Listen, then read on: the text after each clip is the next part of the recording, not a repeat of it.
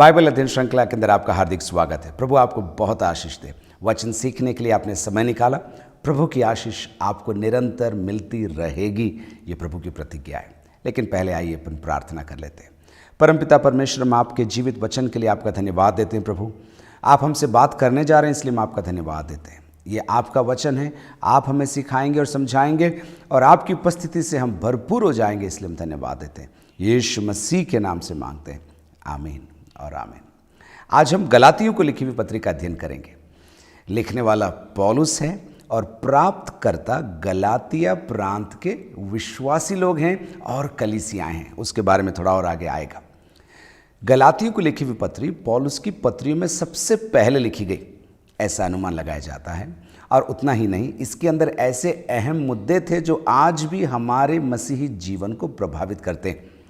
शुरू में जब मसीही विश्वास, जिसे द वे कहा गया या राह कहा गया, जब शुरू हुआ तो ये यहूदी मत के अंदर से निकला था। शुरू में विरोध हुआ। उसके पश्चात जब लोगों को लगने लगा कि ये अपने आप में बढ़ रहा है, ये विश्वास अपने आप में बढ़ रहा है, तो लोगों ने इसका विरोध करना शुरू किया। और फिर वे कहने लगे कि यहूदी मत की कुछ बातों को इन्हें मानना ज़रूरी होगा, तब ही ये मान्य होगा। पौलुस इसके खिलाफ खड़ा रहा। उसने कहा, उद्धार है तो कर्मों से नहीं, रीतियों से नहीं, उद्धार है तो केवल और केवल मसीह पर विश्वास के द्वारा। दोनों बातों को या दोनों नावों पर पैर रखकर चलने वालों का विरोध करते हुए पौलुस ने इस पत्र को लिखा है। चलिए अपन इसका अध्ययन करते हैं। पहली आयत में आपके लिए पढ़ता हूं। पौलुस की, जो न मनुष्यों की ओर से और न मनुष्य के द्वारा, वरन यीशु मसीह और परमेश्वर पिता के द्वारा, जिसने उसको मरे हुओं में से जिलाया, प्रेरित है। कुछ मुख्य बिंदु यहाँ पर। पौलुस अपनी सेवकाई के बारे में उन्हें परिचय दे रहा है। पौलुस कह रहा है, मैं एक प्रेरित हूँ। और अब प्रेरित बोलते ही आपके मन में ये सवाल उठेगा, क्या पौलुस उन 12 शिष्यों के साथ था जिन्हें यीशु ने प्रेरित कहा था? नहीं, पौलुस उनमें नहीं था। लेकिन वो अपने बाद के प्रभु यीशु मसीह के दर्शन के कारण वो अपने आप को उस सूची में डालता है और कहता है, मैं भी एक प्रेरित हूँ जिसे यीशु मसीह ने दमिश्क के रास्ते पर दर्शन दिया था। अब उस समय पर जो पत्र लिखे जाते थे उसमें एक क्रम हुआ करता था। सबसे पहले अगर हम हिंदी में बोलें तो वे ऐसे लिखते थे, नमस्कार, लिखने वाला मैं हूँ, प्राप्तकर्ता आप हो, आपको सलामती और खुशी और तसल्ली, ऐसे शब्दों को लिखकर वे अपने पत्रों को शुरू करते थे। पौलुस की अन्य पत्रियों को अगर आप ध्यान से देखें, उसी क्रम में वो हमेशा कहता, मैं पौलुस तुम्हें, जो कि प्रभु से आशीष पाए हुए लोग हो, ये पत्र मैं लिख रहा हूँ और तुम्हें शांति, तसल्ली, अनुग्रह निरंतर मिलती रहे। हमेशा ऐसे खुशी के, आनंद के शब्दों को शुरू में कहकर पौलुस अपनी पत्रियों को लिखा करता था। लेकिन यहाँ पर गलातियों की पत्री में आप ध्यान दीजिए, वो सीधा मानो बिना समय बर्बाद किए कह रहा है, पौलुस की, जो न मनुष्यों की ओर से और न मनुष्य के द्वारा, वरन यीशु मसीह और परमेश्वर पिता के द्वारा, जिसने उसको मरे हुओं में से जिलाया, प्रेरित है। न नमस्ते है, न सलाम है, आप कैसे हो, वो कुछ नहीं, सीधा बिंदु पर आ रहा है। और वह कह रहा है, मैं प्रेरित हूँ और मेरा प्रेरित होना मनुष्यों की युक्ति के आधार पर नहीं, किसी मनुष्य की योजना ने मुझे इस कुर्सी पर नहीं बैठाया, मुझे ये सेवा नहीं सौंपी है, खुद यीशु मसीह ने ये सेवा मुझे सौंपी है। आगे अपन देखते हैं दूसरी आयत। और सारे भाइयों की ओर से जो मेरे साथ हैं, गलातिया की कलीसियाओं के नाम। पौलुस कह रहा है, मैं प्रेरित हूँ, लेकिन मेरे साथ भाई लोग भी हैं। मैं अकेला नहीं हूँ।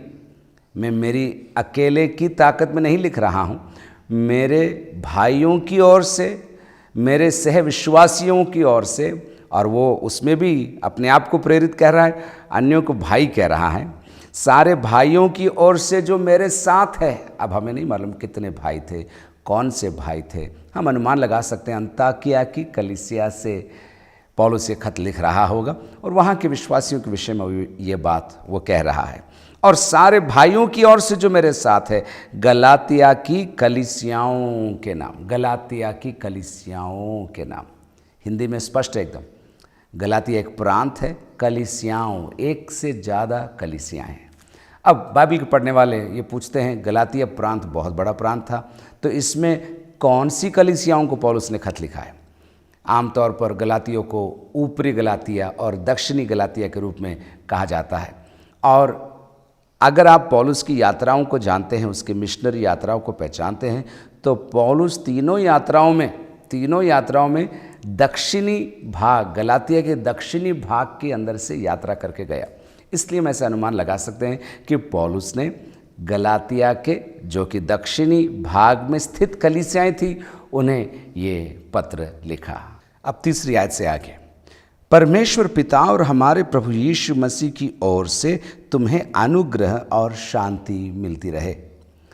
पौलुस ने अपना परिचय दे दिया है, मैं प्रेरित हूँ, मेरे साथ भाई लोग हैं और हम तुम्हें यह खत लिख रहे हैं जो गलातिया में रहते हो, यानी कि कलीसियाओं को मैं लिख रहा हूँ। और अब वो कहता है परमेश्वर पिता और हमारे प्रभु यीशु मसीह की ओर से तुम्हें अनुग्रह और शांति मिलती रहे।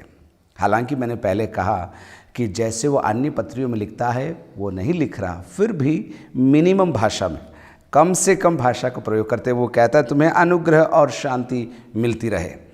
इसके बाद उसे कहने के लिए कुछ नहीं, क्योंकि वो मुद्दे पर आगे बढ़ना चाहता है। और अब देखिए चौथी आयत बहुत ही महत्वपूर्ण, उसी ने अपने आप को हमारे पापों के लिए दे दिया। प्रभु यीशु मसीह के कलवरी पर अपनी मृत्यु के द्वारा जो हमें उद्धार मिला है, उसके बारे में बार बार इन अध्यायों में पौलुस हमें सिखाएगा। वो बात शुरू कर ही देता है चौथी आयत में, उसी ने अपने आप को हमारे पापों के लिए दे दिया, पापों के खातिर दे दिया, पापों के लिए बलिदान अपने आप को उसने कर दिया। किसी ने उसे क्रूस पर नहीं चढ़ाया था, अपने आप स्वेच्छा से उसने हमारे पापों के लिए, उसके पापों के लिए नहीं, हमारे पापों के लिए स्वेच्छा से बलिदान दिया। अब देखिए, ताकि हमारे परमेश्वर और पिता की इच्छा के अनुसार, अपने आप को दे दिया, लेकिन इच्छा किसकी थी? परमेश्वर और पिता की इच्छा के अनुसार। प्रभु यीशु मसीह के जीवन के अंदर जो कुछ उसने किया, उसने पिता की मर्जी के आधार पर किया। यूहन्ना 4 के अंदर उसने इस प्रकार कहा, मेरा भोजन ही मेरे भेजने वाले की इच्छा को पूरा करना है। वो कहता है एक बार और, उसी ने अपने आप को हमारे पापों के लिए दे दिया, ताकि हमारे परमेश्वर और पिता की इच्छा के अनुसार, सुनिए और आगे, हमें इस वर्तमान बुरे संसार से छुड़ाए, वर्तमान बुरे संसार से छुड़ाए। यहूदी विश्वास के अंदर ये वर्तमान युग और आने वाले वर्तमान युग के विषय में लिखा है, और उसी में से मसीही विचारधारा के अंदर और मसीही शिक्षा के अंदर भी हम इस बात को सीखते हैं कि एक युग है और एक युग आने वाला है। लेकिन जो मसीह विश्वासी हैं, प्रभु यीशु मसीह पर अपने विश्वास के कारण इन दोनों युगों के मध्य में रहते हैं। वे इस युग में से बाहर निकल रहे हैं और आने वाले युग में पूरा प्रवेश नहीं करे हैं। अब देखिए, हमें इस वर्तमान बुरे संसार से छुड़ाए, वर्तमान बुरे संसार से छुड़ाए, मतलब शैतान के वश में ये संसार है, अभी ये शैतान के प्रभुत्व में है, और इसके अंदर से प्रभु यीशु मसीह अपने महान बलिदान के द्वारा, जिसे उसने अपनी स्वेच्छा से किया लेकिन पिता की इच्छा के अनुसार किया, हमें इस वर्तमान बुरे संसार में से छुड़ाने के लिए उसने अपने प्राणों का बलिदान दिया। इतनी बड़ी बात, इतनी गंभीर बात खाली बोलकर पौलुस जा नहीं सकता है, इसलिए वो 5वीं आयत में कहता है, उसकी स्तुति और बड़ाई युगान युग होती रहे, उसकी स्तुति और बड़ाई युगान युग होती रहे। मेरे प्रियो, बाइबल की शिक्षा केवल ज्ञान को बढ़ाने का माध्यम नहीं हो सकता, या तर्क वितर्क की क्षमता को बढ़ाने का माध्यम नहीं हो सकता, या केवल इंफॉर्मेशन गैदर करने का तरीका नहीं है बाइबल स्टडी। बाइबल अध्ययन अगर सही मायनों में किया जाए तो हमेशा स्तुति और धन्यवाद और समर्पण और प्रार्थना के साथ ही ये समापन होता है, या इसकी चरम सीमा प्रार्थना, धन्यवाद और आराधना में होती है। पौलुस बार बार अपनी पत्रियों में हमें ये प्रदर्शित करता है। जब वो कहता है उसने अपने आप को, मतलब मसीह यीशु ने अपने आप को मेरे पापों के प्रायश्चित में कलवरी के क्रूस में दे दिया, और ये उसके स्वयं की इच्छा से उसने किया, पर पिता की इच्छा भी उसमें थी, ताकि मुझे संसार के वश में से, शैतान की चंगुल में से छुड़ाकर अनंत जीवन का भागी वो मुझे बना दे।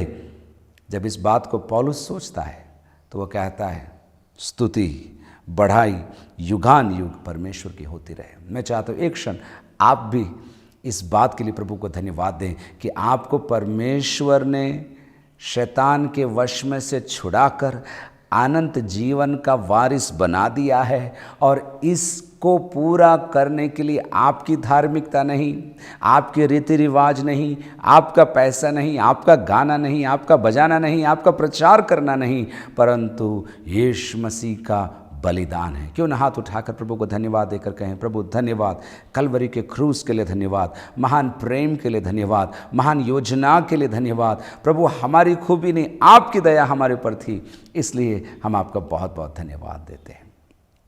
पौलुस शुरू करता है, मैं प्रेरित हूँ, मेरे विश्वासी लोग मेरे साथ हैं, और हम तुम्हें लिख रहे हैं, गलातिया प्रांत के कलीसियाओं, हमारा एक खत तुम्हें हम भेज रहे हैं, तुम्हें अनुग्रह और शांति मिलती रहे।